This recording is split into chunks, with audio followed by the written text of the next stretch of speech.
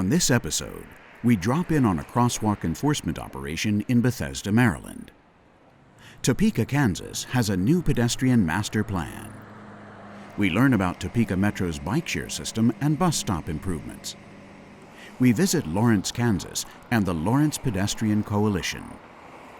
Finally, we learn about the impact of broken sidewalks on elderly pedestrians in Lawrence. Stay tuned.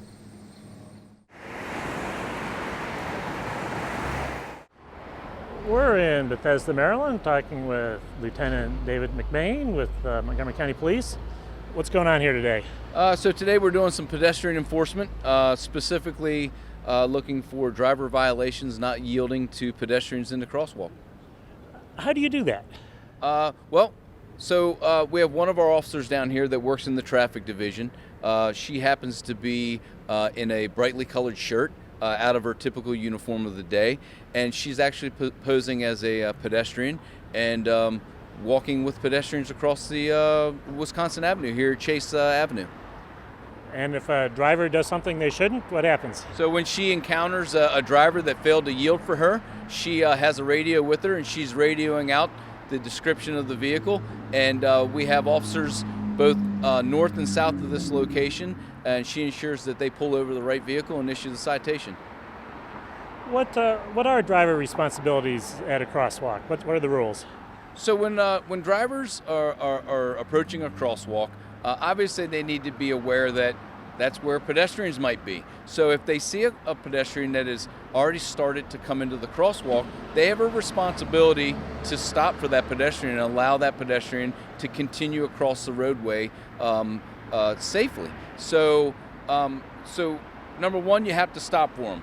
But what we're seeing here, especially on Wisconsin Avenue, which is a multi-lane road, is we're seeing where one car stops, however, other cars are overtaking the car that's already stopped for the pedestrian, which is also a violation. You cannot overtake and pass a car that is stopped for a pedestrian in a crosswalk.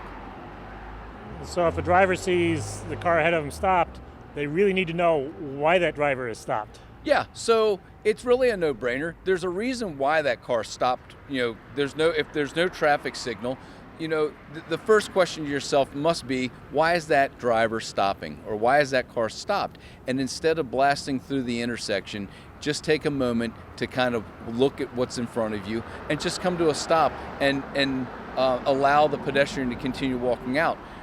In the same respects, we always try to educate our pedestrians. Don't assume that drivers are going to stop, because clearly it doesn't happen all the time. So if you're a pedestrian walking across a road like 355, make sure you try to make eye contact with each of the drivers in each lane that you're walking into. And if you don't have that driver's attention, don't assume that car's going to stop. Take a little bit of onus in the fact that you need to safely get across, and it's your responsibility as well to be vigilant about what's around you. So the pedestrian really has to cross the street just one lane at a time. That is correct. It's not number one, we don't want to see pedestrians walking across the street texting or looking at their iPhone. A lot of times we see pedestrians with earphones on. It's not illegal, but it also doesn't allow you to understand what's going on around you. So that's the responsibility that we say pedestrians have. You don't just dart into the roadway and run across the road because you feel that you have the right of way. That's not the case. You need to enter that roadway when it's safe to do so. And once you've entered, then you're entitled to that road to cross. But until you do that and cars have come to a stop, you just don't automatically have that enjoyment of crossing whenever you want. Have you been seeing a lot of violations today? Yeah, actually, we got done, we began shortly after 11 o'clock. As I indicated earlier, we have 2 officers that are south of our location, 2 officers that are north of our location, and we have our decoy officer. And at some point she had to stop crossing because she had no officers to write or pull over violators. In about a 30-minute period of time, we've stopped about anywhere between 12 and 15 cars, and we've cited them for the violations of not yielding to her and other pedestrians that she's crossing with. And besides the drivers that are stopped, how does this reach all the other drivers who are lucky enough not to get stopped today? How do you get the word out? Well, it sends a message that we are out here. We're looking, we're working all over the county. Specifically, we're data driven. We're going to where we believe it is most beneficial for us to be out here doing enforcement and holding people accountable for their actions. Wisconsin Avenue is a heavily traveled road. The Bethesda, Silver Spring, and Wheaton areas, they're downtown central business districts. We're going to be in those locations throughout the summer, and we're going to be doing operations like this throughout the summer and specifically into the fall, where we start seeing an increase in pedestrians being struck by vehicles. So to other drivers that we didn't get today, it's a wake-up call. You have a responsibility to not drive distracted. And when I say distracted, we always assume cell phone.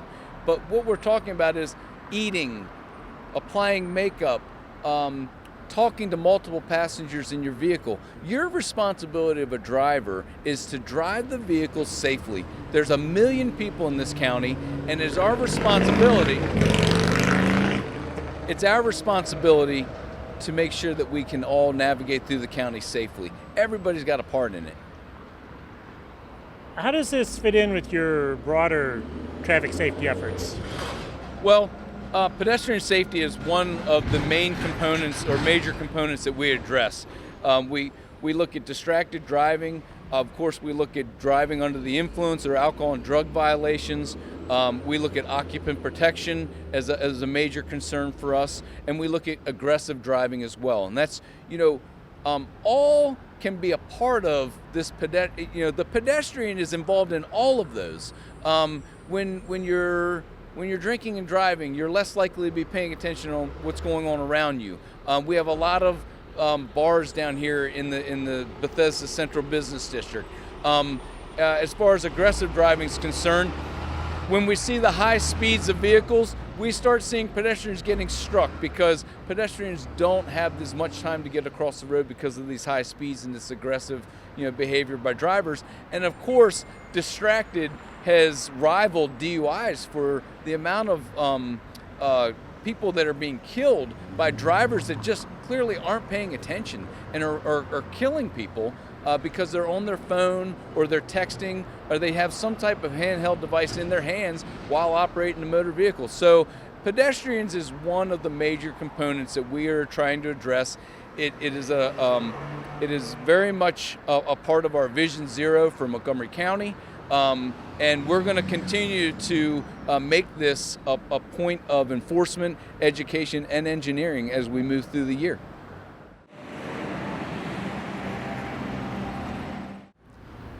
We're in Topeka, Kansas, talking with Carl Fundenberger, who is chair of the Complete Streets Advisory Committee. What is the committee? Well, the committee is a group of some city staff, some county staff, as well as representatives from local agencies and organizations who have a stake in local bikeways or pedestrian plans or even transit. Has it always been the Complete Streets Committee? No, actually, the Complete Streets Committee is pretty new. There has been a Bikeways Advisory Committee for a few years, but last year the City of Topeka worked with the Metropolitan Planning Organization and produced a pedestrian master plan. So combining that stakeholder group that worked on that document with the Bikeways group produced this new group, the Complete Streets Advisory Committee. What was the impetus behind the pedestrian master plan? We really needed to do it. We had a certain percentage of sidewalks that were completely out of compliance throughout the city, and the sidewalk inventory showed mostly red. Either the sidewalk didn't exist or had gotten so old and cracked or buried under dirt that it functionally didn't exist when the city was out doing some of the maintenance. And so it was clear that it was time to do a plan for the future. What goes into a pedestrian master plan? What am I going to find if I read it?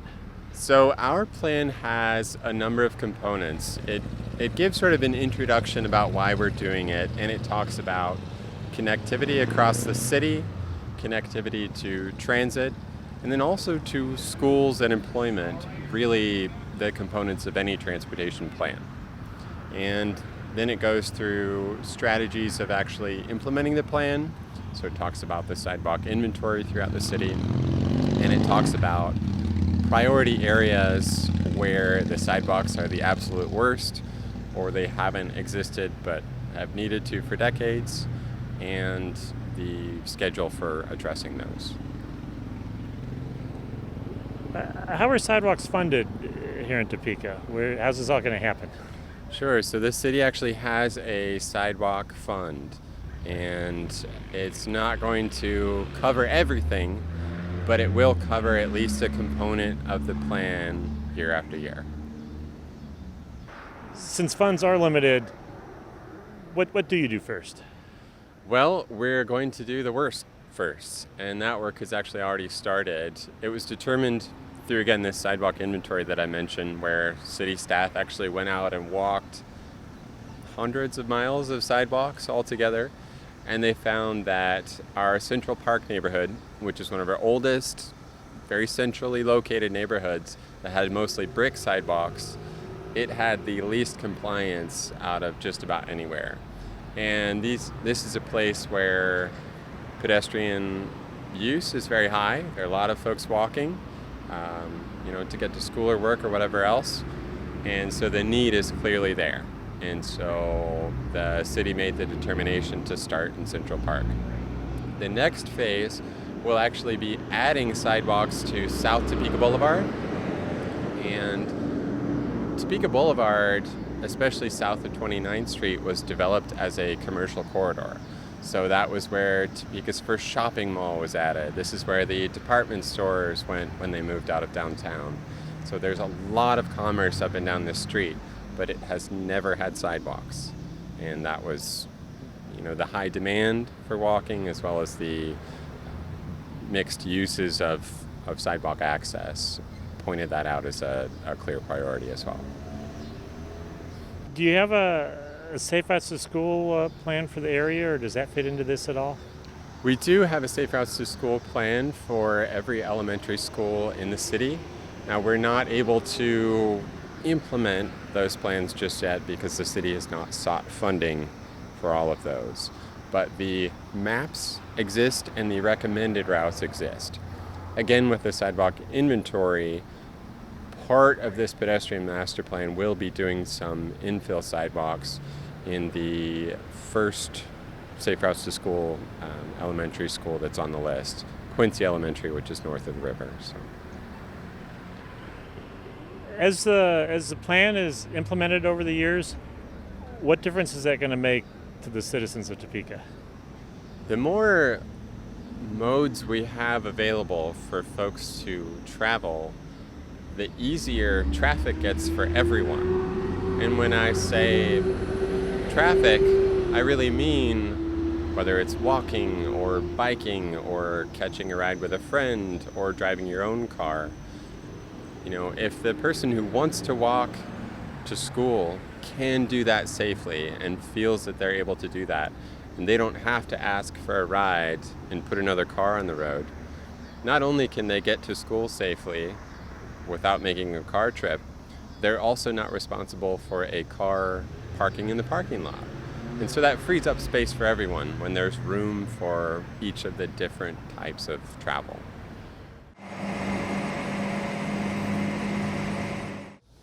We're talking with Andy Fry with Topeka Metro. What is Topeka Metro and what do you do for them? Topeka Metro is the local transit authority, and so I work in the planning department to help with development of amenities and other special projects outside of the normal operations. Topeka Metro operates both the bus and transit system as well as the bike share in Topeka. And we're actually standing right next to one of your bike share stations. How does bike share work here? What's the history behind it? So the bike share system started in 2015 in April. It's a SOBI system, so it's a smart bike system as compared to a smart dock system. So they can be parked all over the city in acceptable racks that allow for the walk to walk up. It helps with a more distributed bike share system and allows more folks to access to bikes. Has it been popular? Have people figured out how to use it yet? Yeah, I think it's been pretty well received. They have a large membership as well as in both the annual as well as the weekly and daily rental rates. It's really popular, particularly with the campus crowd, and we have the local Washburn University, and so it's been well received in that area specifically. How does bikeshare fit in with other transit operations? Why is it a key part of a transit system? It offers the last mile solution for folks going to and from work or to appointments. They can get on the bike and take it to transit, or they could also just ride it directly to the location. And bikeshare kind of offers the local errand running within your local community to get to the store, or those other errands or social events you might have. On a completely different vein, what's the story with bus stops here in the city? So we have, in the last 2-3 years since 2014, we've spent roughly $1 million in improving ADA accessibility for our bus stops and making sure that folks with physical impairments are able to walk up to the bus and enter it without having to step down or step off an uneven surface. We have 600 stops, and roughly 31% of those are ADA compatible at this point, and we're continuing to improve them to make that number higher.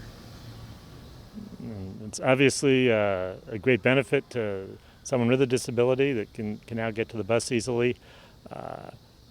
Does it also have benefits for the transit system? Yeah, I think in any way enhancing the accessibility to transit makes the transit more marketable to all users. It shows that we care about making improvements and making the community more accessible to all users. I think it's a benefit to the community as a whole. And the transit system doesn't necessarily own the sidewalk that people are stepping out on when they get off the bus. Who do you have to work with to make sure that the improvements happen? So since it's public right-of-way, we coordinate with the city as well as any landowners.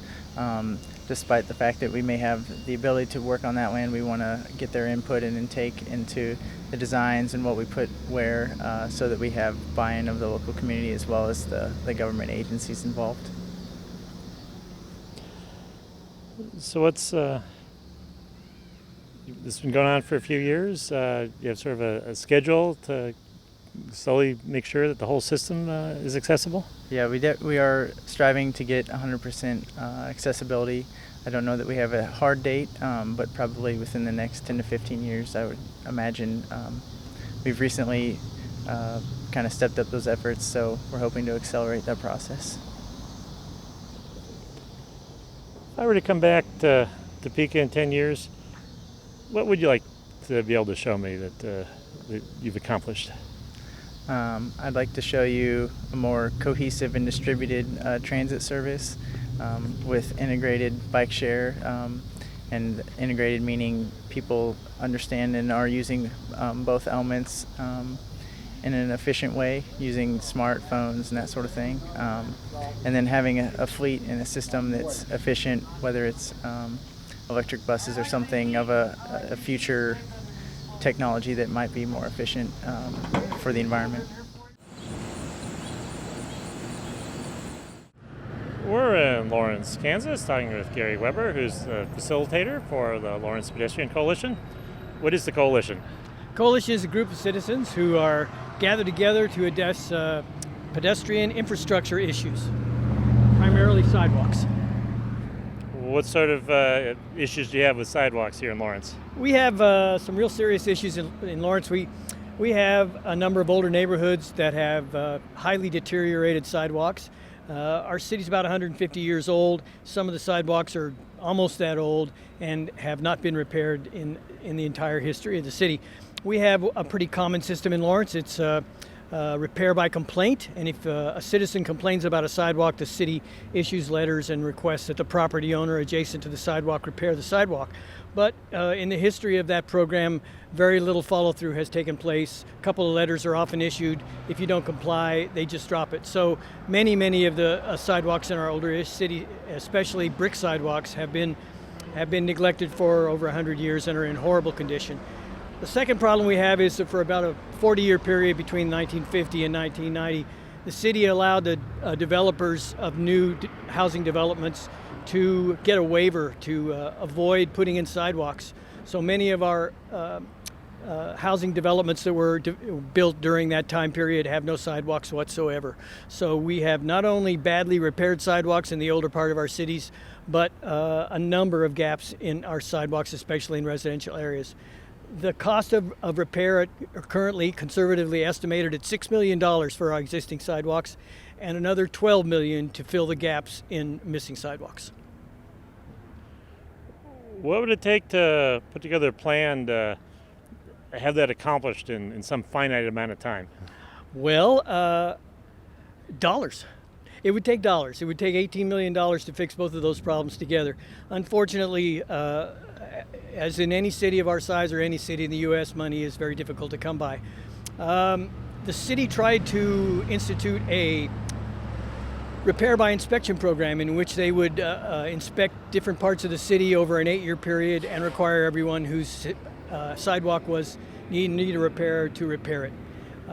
There were a number of flaws with that program, and it was not instituted a year ago when it was introduced. It may come back up. At the present time, there is only the complaint program, and it's, as always, not working very well. So we, as a coalition, have been trying to work for the last 3 years to develop an equitable way to pipe for sidewalks. We feel that sidewalks should not be the responsibility of the property owner. They should be the responsibility of the entire city. They're infrastructure. Everybody uses them. Everybody should pay for them. There's no significant difference between a sidewalk and a street or a water main or a street light. They're all infrastructure. They're all used by the entire city, and they should all be paid by the city as a whole and not just the adjacent property owner. But our only sources of funding at this point are property taxes and sales taxes, which both have a lot of resistance to additional taxes. We're currently investigating a third option, which would be an opt-in sidewalk tax. In Lawrence, in Kansas, we have a law that says you can't add a fee to a water bill to pay for sidewalks. It's not legal, but there is a possibility that an opt-in fee, which would be optional, might be possible, and we're hoping that that might be an option for us. But at the present time, there is no funding source to pay for the repair of sidewalks, other than forcing property owners to repair the sidewalks adjacent to their properties. Are there any examples from elsewhere in Kansas or nearby Missouri where a municipality does do it right, who does take responsibility for the sidewalks the same way they do for the streets? There are a few.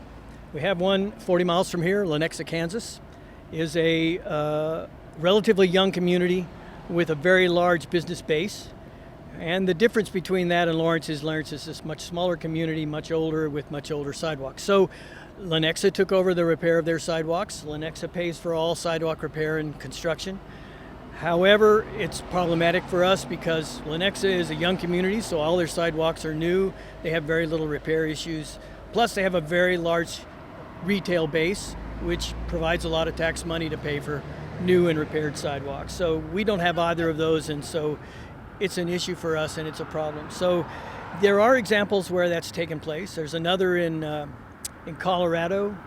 I can't remember. I believe I won't say it because I'm not sure of the name of the town, but there's a town in Colorado, I believe suburb of Denver, that took over repair of the sidewalks and pays for it with an opt-in sidewalk fee. So we're kind of using them as a model for our latest efforts. But most of the state, and in fact most of the United States, still uses complaint-driven, property owner paid for sidewalk repair. We're talking with Bonnie Uffman. What is your interest in sidewalks from?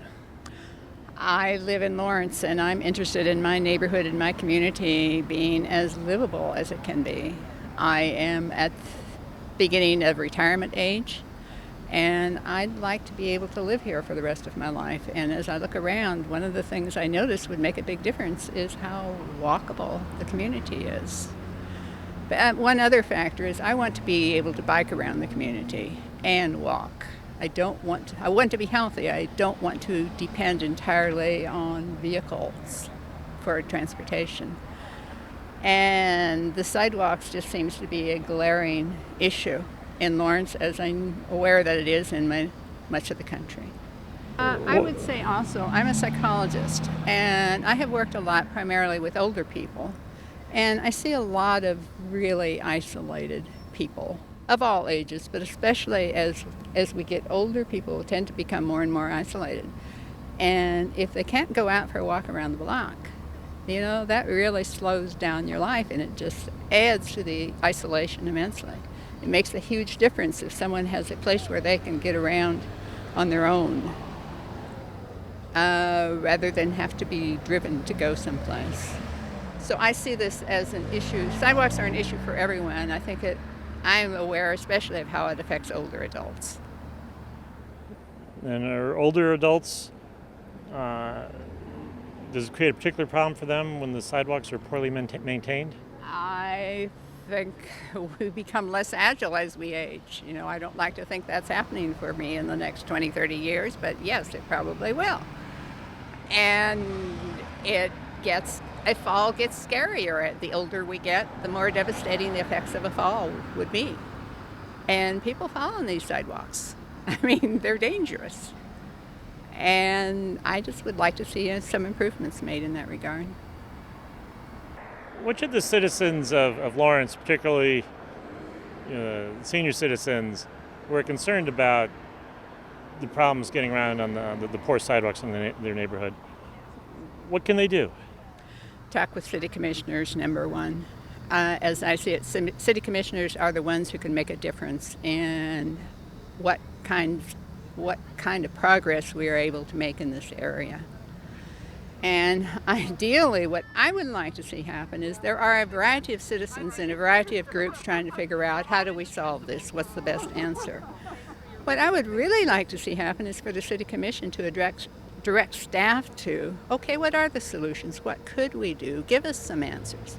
I don't think that should be the job of the average citizen out here, but there are city staff who have some expertise in that if they were asked to utilize that expertise and come up with a plan. That would be my ideal, that they would come up with a plan which then the pedestrian advocates and the city commission could approve.